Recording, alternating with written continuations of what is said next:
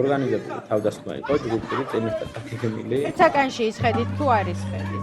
მქონდა მომენტები, როცა ერთ საკანში ვიყავდი. მე აუხსენი, რომ პირადული მათთან არაფერი არ მქონდა. კარგად დამუშავებული ხალხი იყავით, რომლებმაც გარდა იმისა, რომ მთელი ეს სცენა დადგით, ყველაფერი გადაიღეთ კადრებად, ხო? თვითონ აღქმავ დამახინჯებული, რომ კრიტიკულ შეკითხვას თუ სვავ, შენ რაღაცა ორგანიზებული, რაღაცა უბედურების წევრი ხარ და მათი მტერი ხარ, მოკლედ.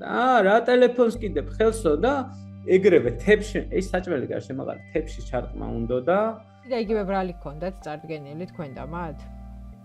კი, ერთნაირი ბრალი ქონდა წარდგენილი მე და მათ. სასამართლოზე ვთქვი, რომ პრეტენზია არ მაქვს მათ წინააღმდეგ. საბოლოოდ ამბის მორალი რა არის? თუ რამე მომივა, ამაზე პასუხისმგებლობა ეკისრება მთავრობას.